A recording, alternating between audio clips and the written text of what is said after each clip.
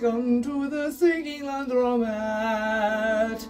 We are not responsible for theft.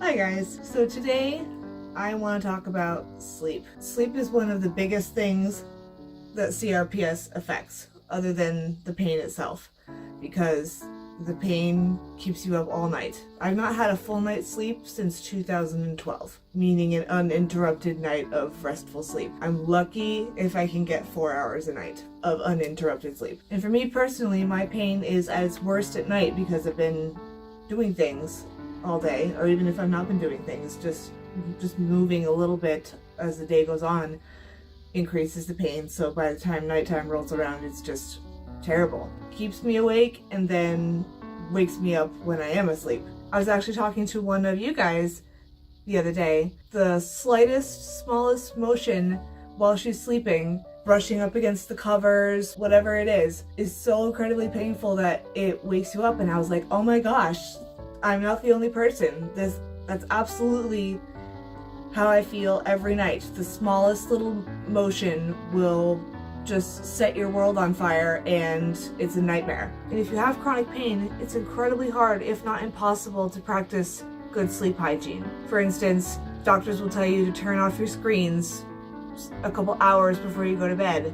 And because my pain is so bad, I have to have some sort of noise on, whether it's the television or my computer on, pretty much all day. I'm not necessarily watching it, but just having the noise while I'm doing something keeps my brain busier than if I just were to sit in silence and read or do whatever I'm working on. Or another example is doctors will say to not be in your bed unless you're actually getting ready to sleep.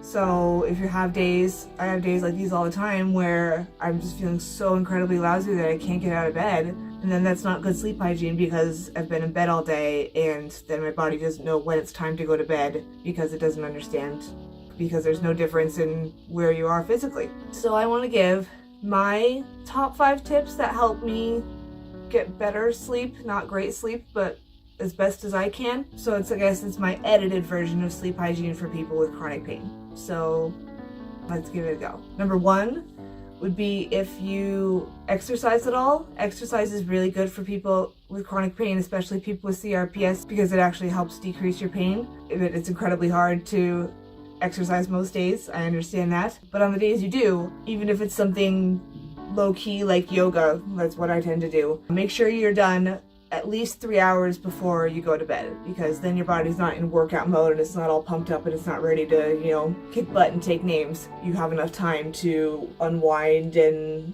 get ready for what is now time to rest and relax. So if you have a day where you don't exercise very much, which happens to me pretty much all the time, then you don't have to worry about that. But if you do exercise and work out in any way, that's just a good thing to keep in mind, just to make sure you get better sleep. Number 2, I always turn off my lights in my room a couple hours before I'm ready to go to sleep. I'll still keep my laptop on or whatever I'm watching. I'll dim the lights down so it's at its the lowest brightness setting. The lights will keep you awake. The lights will produce a chemical in your brain that tells you that it's time to be awake and not time to be asleep.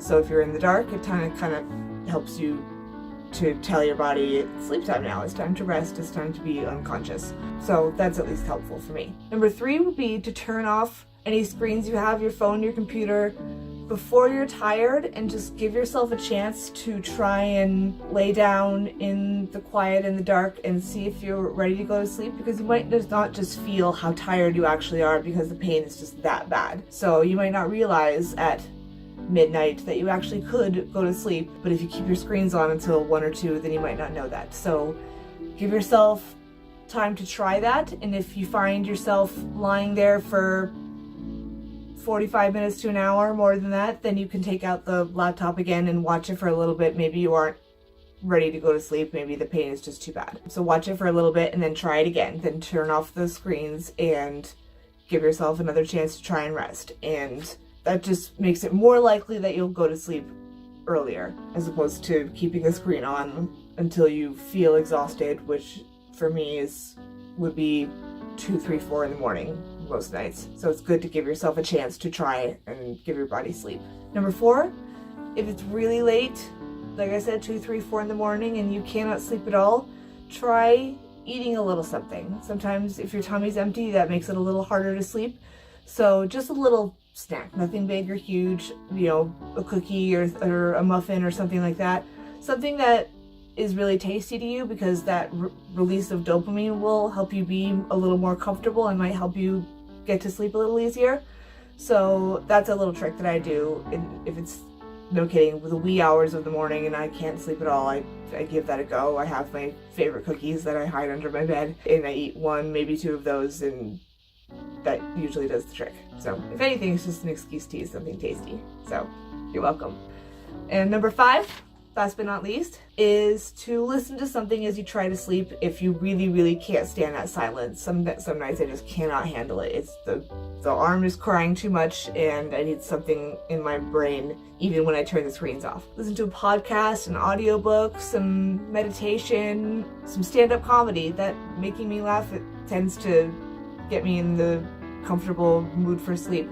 So anything that distracts your brain enough that you can kind of follow along on a low volume and kind of slowly drift off to sleep. So that tends to help for me, and you can set a little setting on your iPod so it turns off after half an hour or however long, so you know that it's off while you're sleeping. And yeah, that always tends to really help me. So there you have it. There's my tips to help sleep. Again, it's not the best sleep hygiene that you can practice, because chronic pain just throws a whole another monkey wrench into this. You don't have a sleep disorder, you have a pain disorder, so you need to be able to work with that as well as your newfound sleep problems.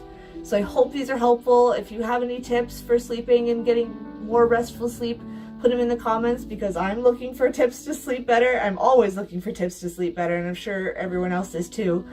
And if you liked this video, share it with your friends. I would love to spread the word about chronic pain and how better to navigate it. So thanks so much as always, and I will see you next time. Bye!